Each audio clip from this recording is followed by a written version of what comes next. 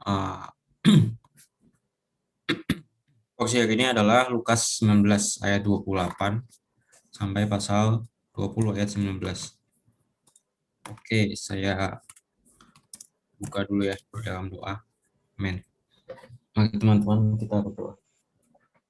Amin. Tuhan Yesus, terima kasih ya Tuhan untuk kesempatan kami bisa setiap hari membaca firman-Mu. Tuhan jaga kesetiaan kami ini ya Tuhan. Tuhan agar makin hari pun kami semakin akrab dengan firman-Mu, kami semakin mengenal Tuhan diri-Mu, apa yang telah Kau kerjakan dan apa yang menjadi kehendak-Mu ya Tuhan. Oh Tuhan, pimpin juga pembacaan Alkitab malam hari ini.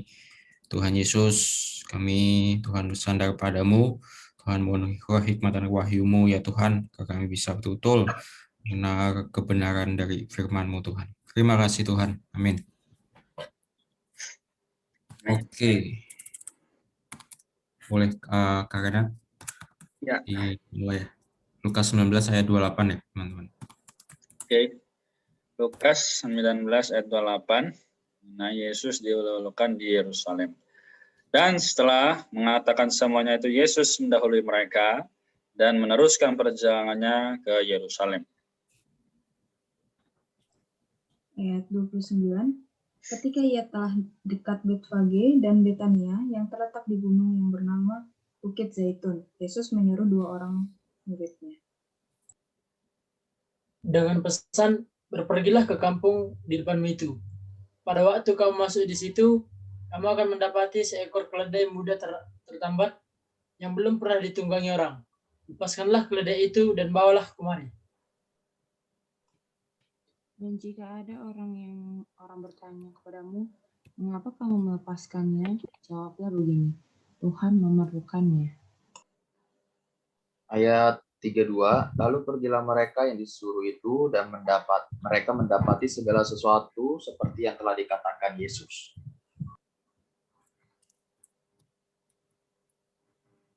Ketika mereka melepaskan keledai itu, berkatalah orang yang empunya keledai itu, mengapakah kamu melepaskan keledai itu? Ayat 34, kata mereka, Tuhan memerlukannya.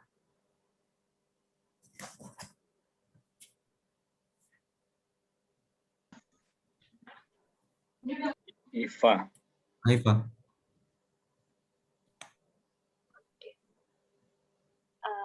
Ayat berapa tadi? Sekarang 35. 35, mereka membawa keledai itu kepada Yesus, lalu mengelasinya dengan pakaian mereka, dan menolong Yesus naik ke atasnya. Dan sementara Yesus mengendari keledai itu, mereka menghamparkan pakaiannya di jalan. Ayat 37, ketika ia dekat Yerusalem, di tempat jalan menurun dari Bukit Zaitun, mulailah semua murid yang mengiringi dia bergembira dan memuji Allah dengan suara nyaring oleh karena segala mujizat yang telah mereka lihat.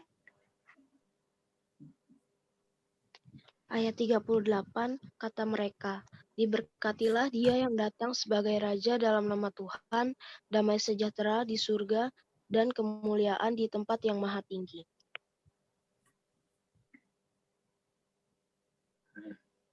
Kak Eko bisa? Ayat 39 sekarang. Ayat 39 ya? Iya. Iya. Benar ya. Lukas pasal 19 ayat yang ke-39 ya.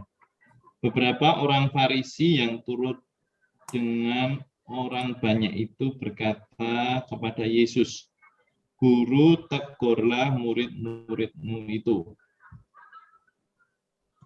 Amin. Apakah Aneh udah bisa gabung?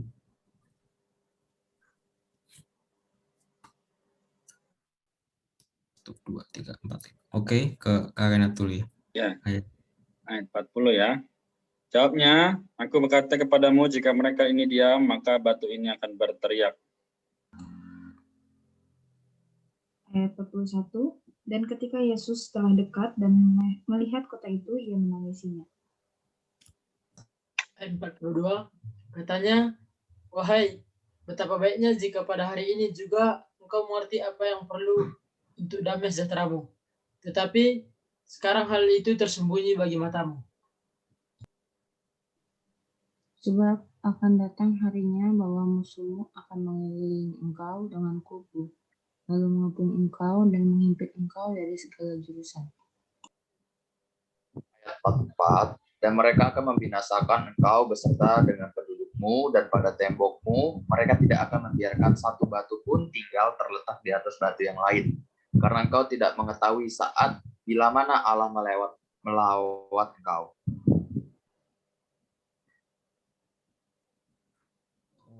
Oke, 45. Lalu Yesus masuk ke bait Allah dan mulailah ia mengusir semua pedagang di situ. Katanya pada mereka, ada tertulis, rumahku adalah rumah doa, tetapi kamu menjadikannya sarang penyamun. 47. Tiap-tiap hari ia mengajar di dalam bait Allah. Imam-imam kepala dan ahli-ahli Taurat serta orang-orang terkemuka dari bangsa Israel berusaha untuk membinasakan dia.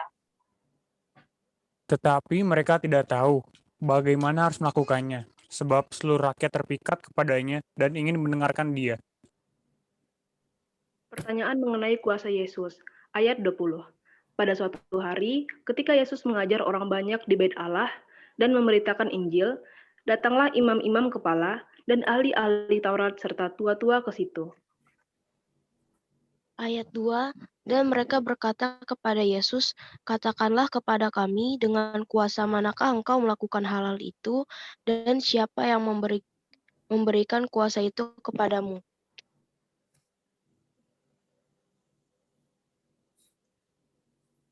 Kak Eko.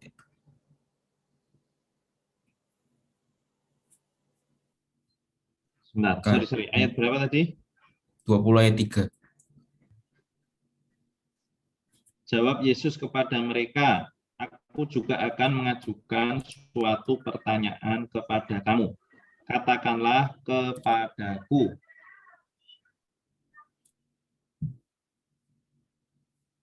Oke. Ayat 4. Ayat 4, baptisan Yohanes itu dari sorga atau dari manusia? Oke, Monica sudah bisa. Sekarang di ayat berapa ya, Kak? 20 ayat 5.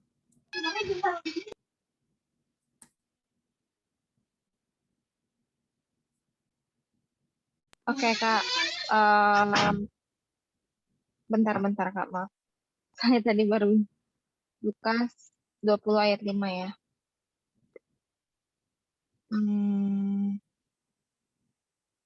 Oke. Nah, mereka mempertimbangkan di antara mereka dan berkata, jikalau kita katakan dari surga, ia akan berkata, mengapakah kamu tidak percaya kepadanya? Tetapi jikalau kita katakan dari manusia, seluruh rakyat akan melempari kita dengan batu, sebab mereka yakin bahwa Yohanes adalah seorang nabi. Ayat 7, lalu mereka menjawab bahwa mereka tidak tahu dari mana baptisan itu. Ayat 8, maka kata Yesus kepada mereka, jika demikian, aku juga tidak mengatakan kepadamu dengan kuasa manakah aku melakukan hal-hal itu. Ayat 9, perumpamaan tentang penggarap kebun anggur. Lalu Yesus mengatakan perumpamaan ini kepada orang banyak. Seorang buka kebun anggur, kemudian ia menyewakannya kepada penggarap-penggarap, lalu berangkat ke negeri lain, itu waktu yang agak lama. Dan ketika sudah tiba musimnya, ia menyuruh seorang hamba kepada penggarap-penggarap itu, supaya mereka menyerahkan sebagian dari hasil kebun anggur itu kepadanya. Tetapi penggarap-penggarap itu memukul hamba itu dan menyuruhnya pulang dengan tangan hampa.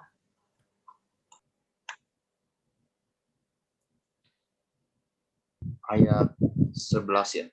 Sesudah itu ia menyuruh seorang hamba yang lain, tetapi hamba itu juga dipukul dan dipermalukan oleh mereka. Lalu disuruh pulang dengan tangan hampa. 12. pasal 20 ayat 12. Selanjutnya ia menyuruh hamba yang ketiga. Tetapi orang itu juga dilukai oleh mereka, lalu dilemparkan keluar kebun itu. Maka kata tuan kebun anggur itu, apakah yang harus kuperbuat? Aku akan menyuruh anakku yang kasih, tentu ya mereka segani. Ayat 14, tetapi ketika penggarap-penggarap itu melihat anaknya itu, mereka berunding katanya, ia adalah ahli waris, mari kita bunuh dia, supaya warisan ini menjadi milik kita. Ayat 15, lalu mereka melemparkan dia keluar kebun anggur itu dan membunuhnya. Sekarang apa yang akan dilakukan oleh tuan kebun anggur itu dengan mereka? Ayat 16, ia akan datang dan membinasakan penggarap-penggarap itu, dan mempercayakan kebun anggur itu kepada orang-orang lain. Mendengar itu mereka berkata, sekali-kali jangan.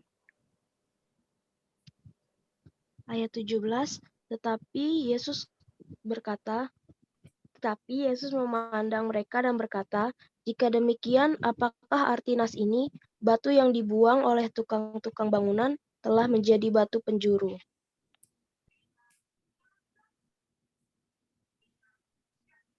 Sebenarnya menjadi batu penjuru.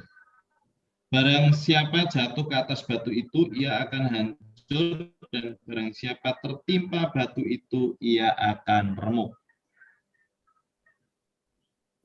19. Lalu ahli-ahli Taurat dan imam-imam kepala berusaha menangkap dia pada saat itu juga. Sebab mereka tahu bahwa merekalah yang dimaksudkannya dengan perumpamaan itu. Tapi mereka takut kepada orang banyak. Amin. Oke, langsung aja ya. Saya izin share screen. Oke.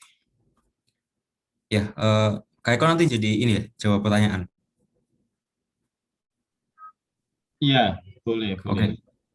Saya coba singkat aja. Oke, jadi sebenarnya kalau kita lihat di ini ya, garis besar dari kitab Injil Lukas ini, hari ini kita masuk ke ini poin besar yang baru atau poin Romawi yang selanjutnya, yaitu kalau kemarin kita cukup panjang ya membahas ministry Tuhan Yesus atau manusia penyelamat. Nah, sekarang kita memasuki bagian ini, manusia penyelamat mempersembahkan dirinya sendiri mati untuk merampungkan penebusan. Oke. Nah, ya sebenarnya kalau bahasan hari ini ya kita seperti apa sih, fill in the blank ini melengkapi ayat. Tapi ya saya izin bahas dari sini aja. Ini porsi yang kita baca tadi ya. Nah, dimulai dari ayat 28 ini kan menceritakan ya tentang Tuhan Yesus itu memberikan dirinya sendiri ya untuk bisa merampungkan penebusannya gitu. Dan ya ini terlihat dari ayat 28 ini bahwa keputusannya untuk pergi ke Yerusalem ya, untuk meneruskan perjalanan ke Yerusalem ini adalah ya kemauannya sendiri. Karena ya setelah mengatakan semuanya itu, artinya setelah ya menyelesaikan ministrinya tadi yang di bagian sebelumnya, ya Tuhan Yesus ini apa yang dilakukan adalah mendahului mereka murid-murid dan meneruskan perjalanan ke Yerusalem. Jadi ini betul-betul adalah ya dia sendiri yang mempersembahkan diri tadi dan yang memberikan diri ke Yerusalem untuk merampungkan pekerjaan penebusannya. Dan ada beberapa hal-hal yang cukup menarik juga ya, di mana dia akan masuk ke Yerusalem ini menunggangi seekor keledai muda ya. Nah dia sebenarnya adalah raja, tapi dia mau ya merendahkan hatinya, dia bukan naik kuda atau kereta yang mewah seperti itu, tapi dia menaiki keledai muda. Dan sebenarnya bagaimana ya keledai muda ini didapatkan pun ini sebenarnya juga menunjukkan adanya kedaulatan Tuhan ya, di mana Tuhan Yesus itu kan mengutus 2 muridnya untuk mengambil keledai itu, dan ya apa yang Tuhan katakan di awal itu ya memang benar-benar terjadi. Bagaimana proses muridnya itu bisa membawa keledai ini. Dan ya kemudian sebentar. Oke, ya kemudian yang dilakukan sampai di Yerusalem adalah ya dia meratapi Yerusalem karena ya sebenarnya dia ingin gitu orang-orang Yahudi juga bisa ya diselamatkan gitu, tapi ya mereka telah menolak. Dan ini di ayat 44 juga ada satu nubuat ya yang memang sudah terjadi gitu, bahwa di sini Tuhan Yesus mengatakan ya mana ini tembok, mereka tidak membiarkan satu batu pun tinggal terletak di atas batu yang lain, karena engkau tidak mengetahui saat bila mana Allah melawat engkau. Jadi ini juga membicarakan tentang bangunan bait Allah ya, yang akan setelah kalau nggak salah di tahun 70 Masehi ya, itu akhirnya juga ada suatu pasukan yang menghancurkan Yerusalem dan bait Allah. Dan ini karena ya mereka tidak menghargai saat di mana Allah melawat engkau, yaitu ya saat Tuhan Yesus datang ya untuk yang pertama kalinya itu. Dan kemudian yang dilakukan Tuhan Yesus adalah membersihkan bait Allah ya, bahwa dia mengusir semua pedagang, karena ya harusnya bait Allah ya sebagai kediaman Allah, rumah Allah itu adalah ya ini rumah doa, bukan menjadi tempat perdagangan, bukan menjadi sarang penyamun. Nah, urutan ini juga menarik juga ya, bahwa ya salah satu tujuan ya dari Tuhan merampungkan penebusannya adalah ya untuk mendapatkan kediaman Allah juga, yang hari ini adalah gerejanya, di mana ya kediaman Allah, gereja ini ya betul-betul ya terlepas dari hal-hal yang berbau dunia, berbau harta dunia, dan betul-betul bisa menjadi rumah doa. Oke, kemudian di pasal 20 ini juga Tuhan seperti melalui pengujian ya, dari ini ada imam yang kepala, ahli Taurat, bahkan tua-tua, dan bagaimana Tuhan Yesus menjawab ya pengujian dan pertanyaan dari mereka ini, ya betul-betul menunjukkan kelayakannya dan betul-betul menunjukkan kebijaksanaannya juga.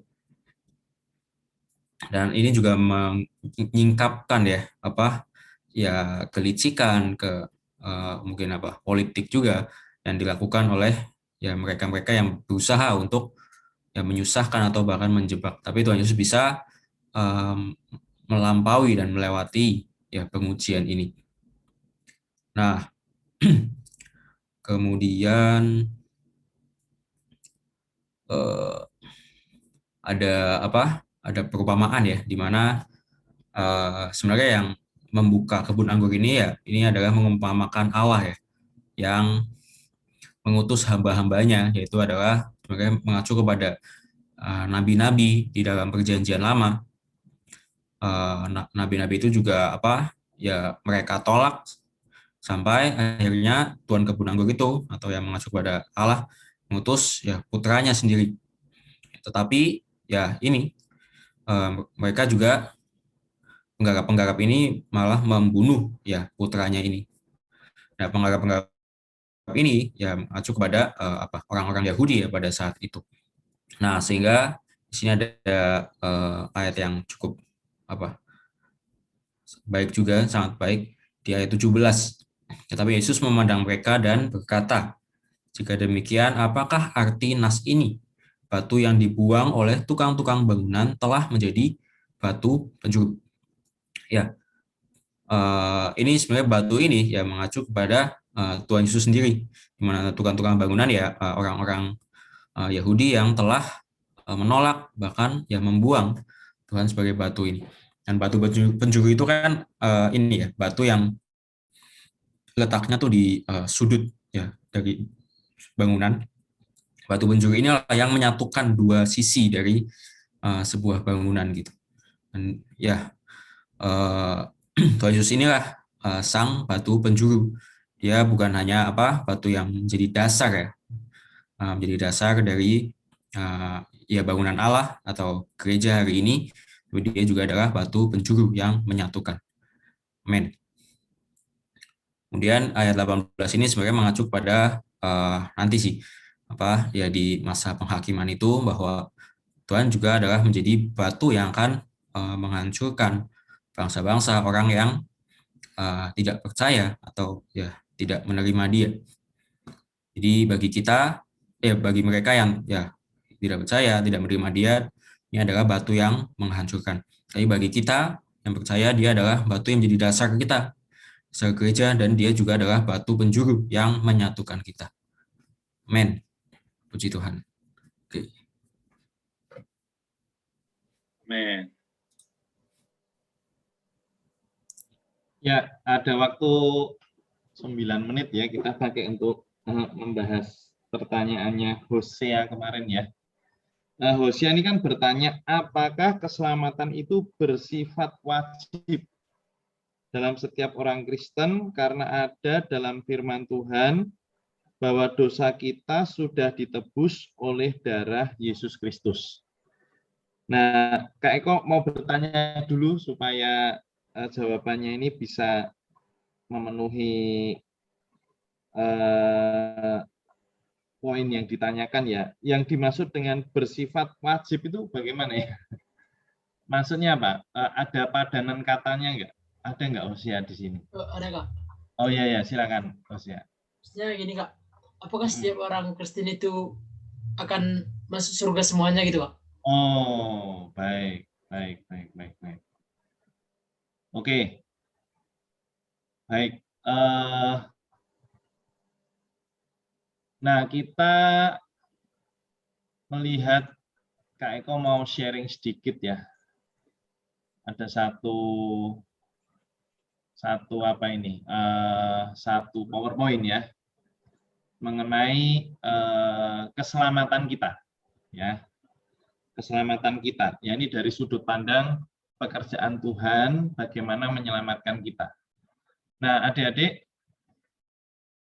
sebenarnya keselamatan kita itu adalah sebuah proses seumur hidup. Ya, ini perlu dicatat ya. Jadi bukan hanya satu waktu saja. Ya, misalnya saat kita bertobat, diselamatkan sudah selesai. Ya. Pengalaman Kak Eko sendiri bertobat kelas SMP kelas 2. SMP kelas 2. Kak Eko ingat betul waktu itu ada semacam retret lah di sekolah ya. Nah, disitulah Kak Eko bertobat, yang mengaku dosa, menyerahkan diri kepada Tuhan ya. Nah, jadi tahap pertama ini adalah kalau kita mengacu kepada ayat firman Tuhan ya di dalam 1 Tesalonika 5 ayat 23, kita perlu melihat dulu bahwa Allah menciptakan manusia itu 3 bagian. Ya, kalau 1 Tesalonika 5 ayat 23, di situ dikatakan semoga Allah damai sejahtera menguduskan kamu seluruhnya dan semoga roh, jiwa dan tubuhmu terpelihara sempurna dengan tak bercacat pada kedatangan Yesus Kristus Tuhan kita. Jadi kita perlu memahami ini dulu, bahwa Allah menciptakan kita ini unik ya. Ada bagian namanya roh, ada bagian jiwa, ada bagian tubuh ya. Nah, ini kalau digambar ini dari dalam keluar ya. Roh ini bagian manusia yang paling dalam. Jiwa ya, ini adalah bagian yang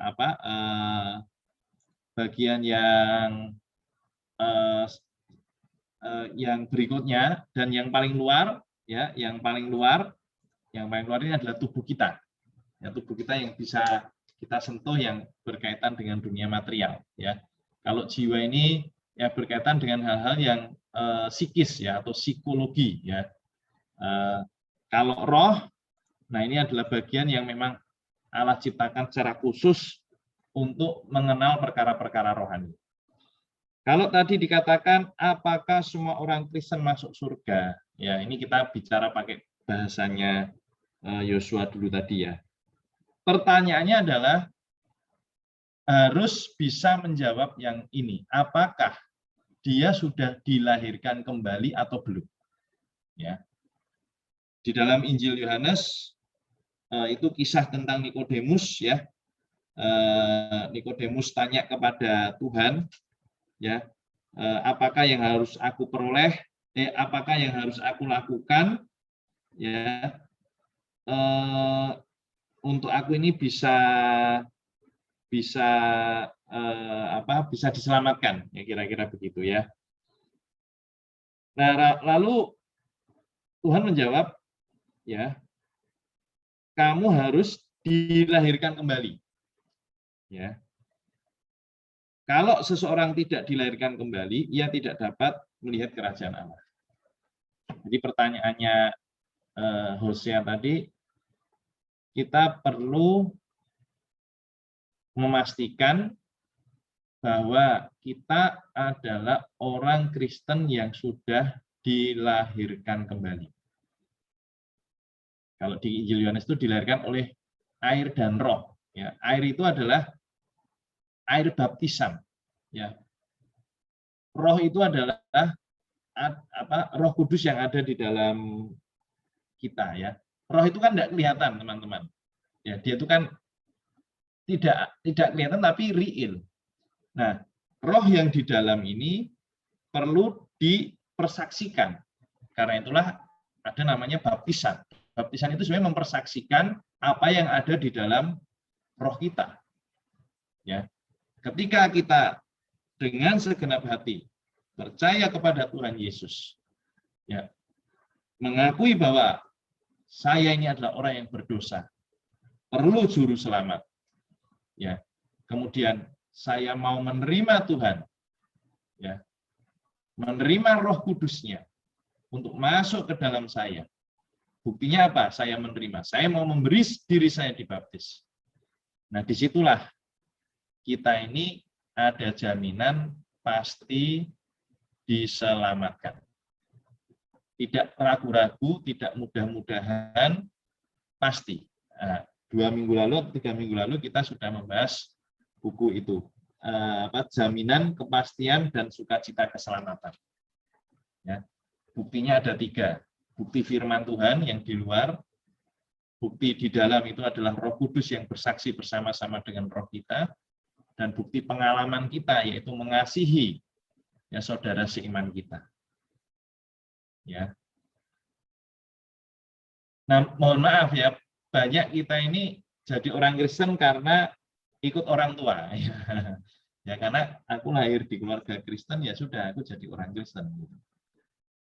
Tetapi ya pastikan ya bahwa kita secara pribadi, ya, memang pada mulanya kita pasti ikut orang tua, nggak mungkin kita juga tidak ikut orang tua, kan. Tetapi pastikan di dalam kehidupan kita ada satu tahap kita mengalami ini yang penting, kelahiran kembali, dilahirkan dari air dan roh. Nah, kalau di sini bahasa di sini itu hayat Allah, ya, kehidupannya Allah itu masuk ke dalam roh kita. Ya, dulu kita mati itu artinya apa? Rohnya tidak berfungsi. Ya, Efesus mengatakan dahulu kamu mati oleh karena pelanggaran dan dosa-dosamu. Itu di Efesus pasal yang kedua. Kita kelihatannya hidup, tetapi di dalam roh kita tidak berfungsi. Nah, fungsi roh itu apa? Nih, fungsi roh itu ini, menerima Allah, diisi oleh Allah, ya, bersekutu dengan Allah, berkomunikasi dengan Allah. Nah, itulah. Selama kita sudah dilahirkan kembali, kita bisa dengan penuh kepercayaan beroleh hidup yang kekal. Tidak perlu ragu-ragu lagi.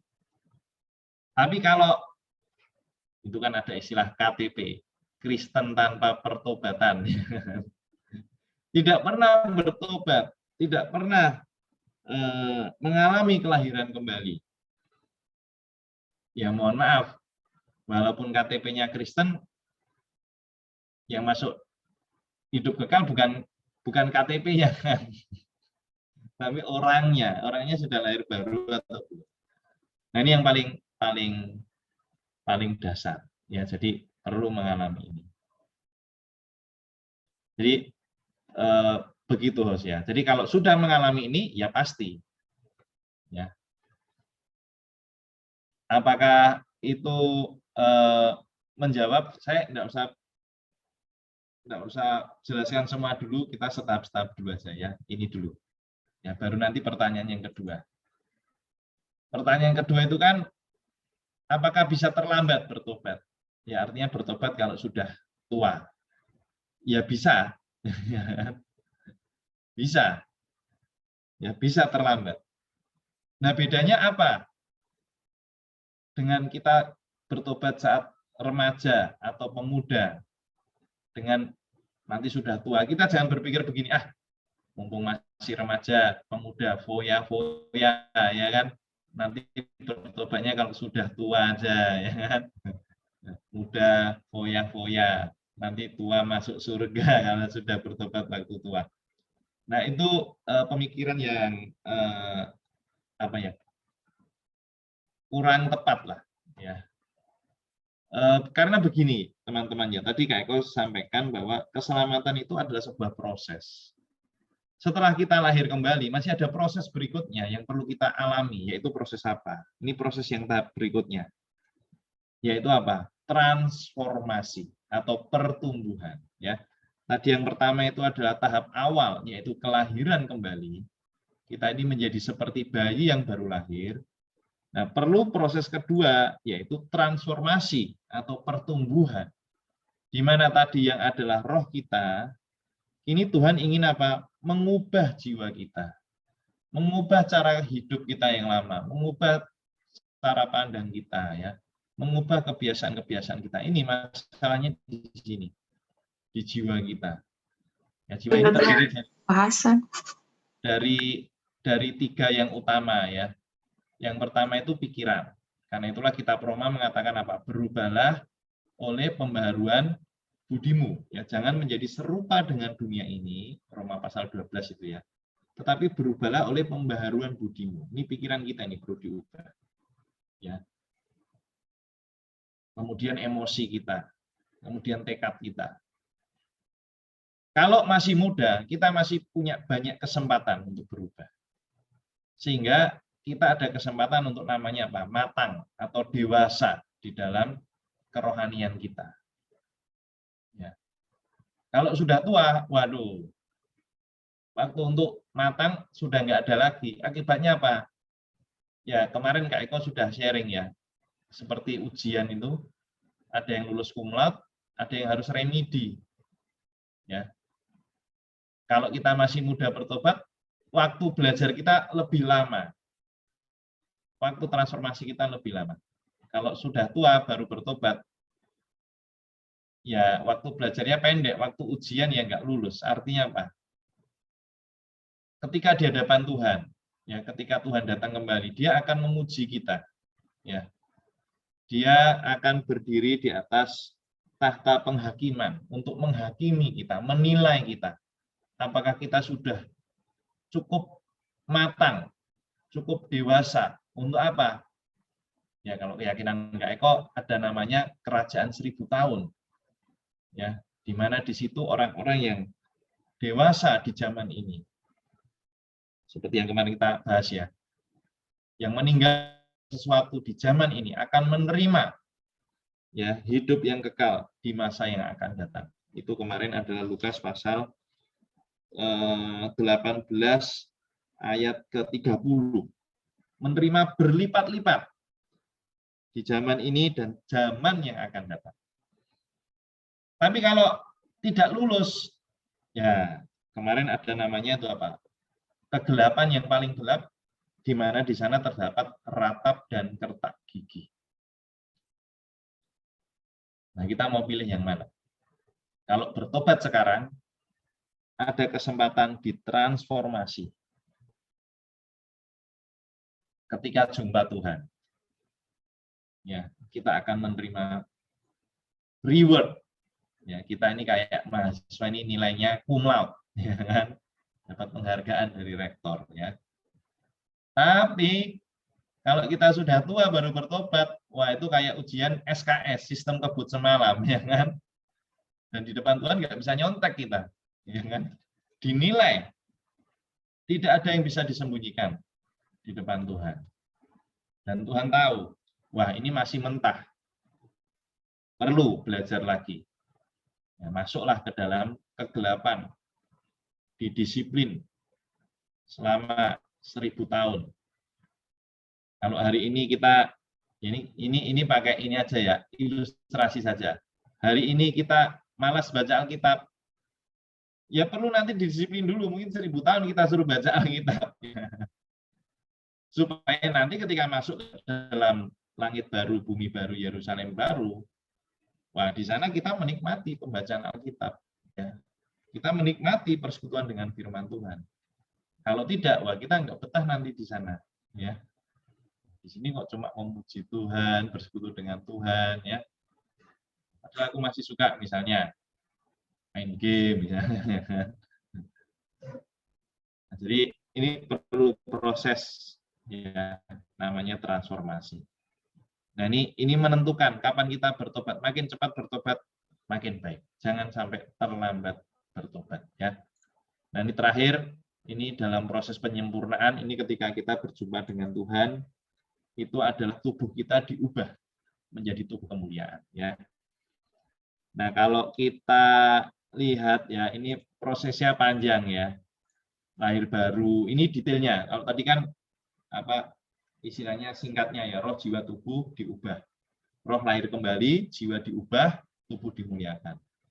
Nah, ini dari lahir baru tuh ada namanya proses penggembalaan, pengudusan, pembaruan, pengubahan, pembangunan, penyerupaan, sampai akhirnya pemuliaan. Jadi nggak tahu kita sampai di mana, ya. Kalau kita masih muda sudah bertobat, ini waktu kita masih panjang, ya, untuk mencapai, ya. Tapi kalau kita sudah tua baru bertobat, wah mungkin kita belum sampai penggembalaan, belum sampai pengudusan watak, udah dipanggil Tuhan duluan, ya kan? Ya masih panjang nih. SKS-nya masih kurang banyak istilahnya, ya kan? Perlu ini lagi, perlu remedial lagi. Nah, kita kalau sejak muda ya SKS-nya kita bisa ambil. Kalau kuliah itu berapa? 144 SKS kan. Nah, kita bisa lewati satu pos demi satu pos. Kita dikuduskan, kita dibarui, kita diubah, kita dibangun, kita diserupakan. Jadi demikian, jangan sampai kita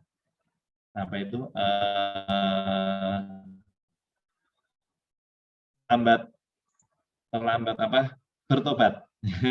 bisa terlambat bertobat, bisa, ya. Tapi malam hari ini setelah mendengar berita ini ya berdoa, Tuhan, aku mau sejak muda mengejar pertumbuhan rohani, ya, mengejar transformasi, ya, pembaruan, pengudusan, ya, supaya ketika aku berjumpa dengan Tuhan, aku ini dinyatakan apa? Lulus. Nah, meraja bersama dengan Tuhan. Demikian Hosea, ya. Jadi kalau kita sudah lahir baru, sekali lagi tidak usah ragu-ragu, tidak usah mudah-mudahan, pasti, ya, pasti. Tapi belum berhenti sampai situ. Masih perlu ditransformasi, ya. Seumur hidup, pelajaran seumur hidup. Bersyukur Hosea sejak muda sudah kenal Tuhan Yesus. Jalurnya masih panjang, ya. Kita tentu saja berdoa Tuhan beri umur panjang supaya kita sampai pada tahap ditransformasi seutuhnya, ya. Puji Tuhan, Tuhan memberkati kita. Amin.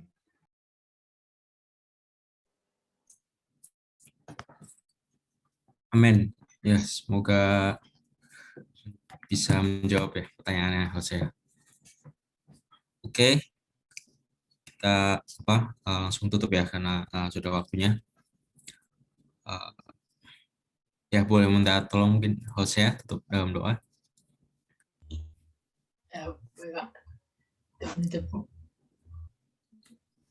Pesan kita hari ini, mari kita bersama doa. Tuhan Yesus yang baik, terima kasih Bapak atas berkat dan kasih karunia-Mu hingga pada saat ini Bapak. Kami masih bisa berkumpul di tempat ini, meskipun kami berkumpul melalui virtual Bapak. Tapi kami yakin Bapak, kuasa dan Roh Kudus-Mu tetap hadir dalam kehidupan kami. Terima kasih Bapak untuk firman Tuhan yang telah kami baca Bapak. Kiranya firman Tuhan itu dapat menjadi berkat dalam kehidupan kami. Tuhan Yesus, sebentar lagi kami akan melakukan aktivitas kami masing-masing. Kiranya Tuhan Yesus memberkati apapun perjalanan hidup kami. Hanya dalam Kristus sempurna. Haleluya. Amin. Amin. Oke, makasih Yesua. Oke, Kak Renat.